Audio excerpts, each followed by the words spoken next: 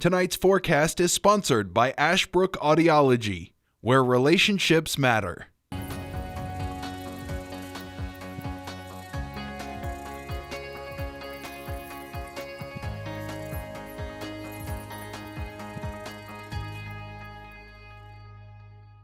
Happy Wednesday to you, everybody. We hope you are doing well wherever you may find yourself. It has been another winter-like day. It seems like December came early. I promise you it's not winter just yet. It's still mid-October. It is the 19th of the 10th month of the year. So if you're keeping track of when or how many days till winter is, we've got about 60-some days till we get there. So hold on just yet. So maybe a lot of you have already brought out your heavy electric blankets and some of your weighted blankets too to keep you warm at night. So that's been an A-OK thing to do. But also your plants, you may want to go ahead and just keep them in for the rest of the season, because it does appear we are going to see more colder nights in the distant future. Not, next week, but in a pretty distant future. We have a warm-up coming up next week, so it's going to feel back to normal as we get towards the latter half of this month, I shall say. But again, lots of sunshine continues to persist here for us, as our lows will go from the 50s, will go from the 40s later on tonight, with a lot of that clear sky developing. Your overnight low staying in the low and mid 30s for us. So if you are out and about and you are doing stuff this evening, just do know it is going to feel pretty chilly out there, but it's going to be a clear sky into effect. Now, the reason there's a caution symbol out there, and I've been putting this out there every night to first of all say, hey, it's cold outside, first of all. That's one reason. But secondly, the potential for another freeze warning may get issued later on tonight, if not sooner rather than later. So keep you updated. Again, low 20s across for our friends in Patrick County. The same story, low 30s from Martinsville down towards Rocky Mount, 220 here towards Boone's Mill Wirtz, down to 27 in Ridgeway, the cold spot.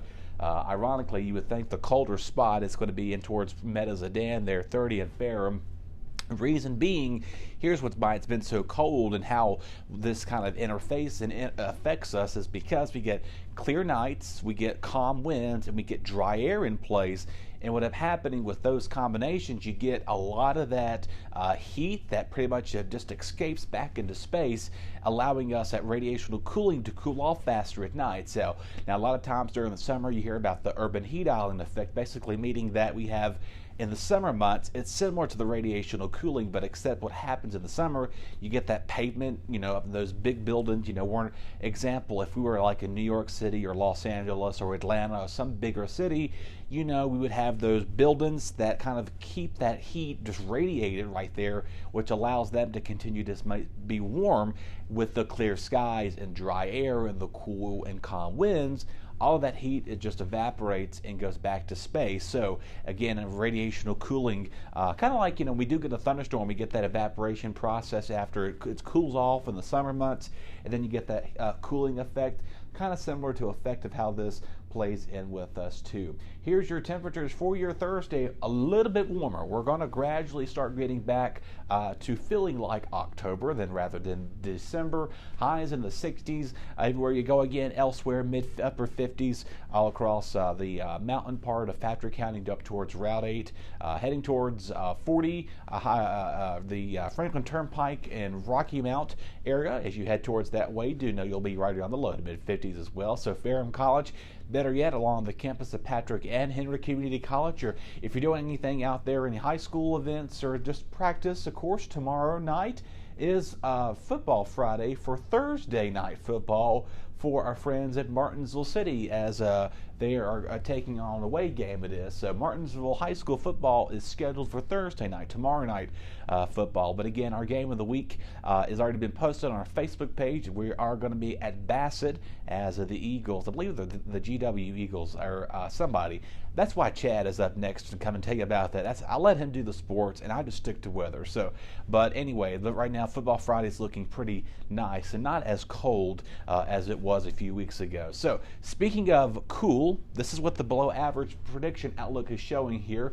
All across the Pacific Central Northwest, or Pacific West rather, I shall say, are going to remain below normal And yes, I told you a warm-up is coming. We are going to be feeling it for sure. We have a bit of a ridge that is interplay outside, out towards the west right now. So they're giving them warm weather. Meanwhile, we have a trough that's interfacing with us. So basically that trough is just kind of stayed here, and we have a low pressure system that has provided snow towards the the Midwest states this week. They've picked up several couple of feet of snow already towards Wisconsin, Michigan, up towards Illinois already, seeing several inches of that. White stuff falling from the sky, so if you've been hearing about those on the national level, even yesterday, there were reports up towards the Highlands and even parts of the New River Valley, seeing some snow flurries out there. So no snow in the forecast for us anytime soon, but we are going to begin to see that ridge move its way further to the east, and that'll be good news, giving us a warming trend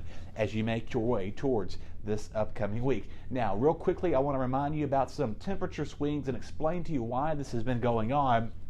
And another thing, too, to talk about is that, yes, we are much aware that the temperatures have just been all over the place. And what's happening with that, the jet stream has a lot to do with this too, and also the sun equinox.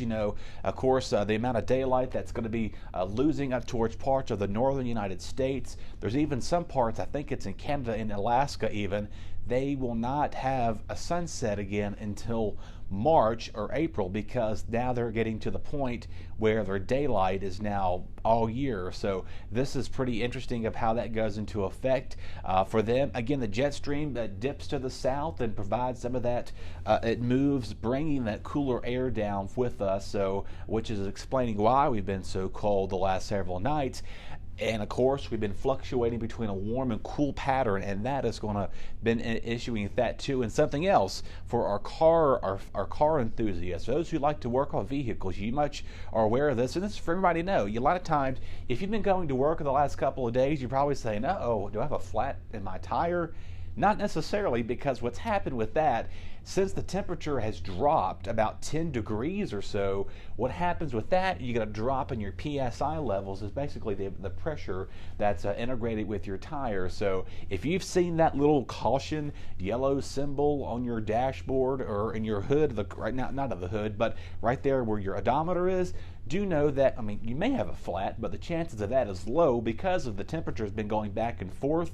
Your tire pressure is low since we've been seeing the temperatures go from one extremity to the other. So if you've been seeing a little flashing light come on your dashboard up there to where your odometer is, that's because we begin to see the temperature drop. 10 degrees drop in temperatures lose you to about 1 to 2 psi. So it's not a bad idea to go and fill your tire pressure up right now. So just to give you a warning, you're not going insane. You haven't lost your mind just yet. So just let you know that you haven't run over a flat, is that those tire levels and pressure are going into effect. So enough science talk for today. If you're doing recess outdoors tomorrow, teachers let the kids have a light coat. It's preferable to be indoors. Friday, you might be a lot better off staying outside. So on that note, you'll have a wonderful evening. Take care. We'll begin to see a nice big warm-up for the weekend compared to what we've been seeing for the last several days. Your BTW21 weather forecast is sponsored by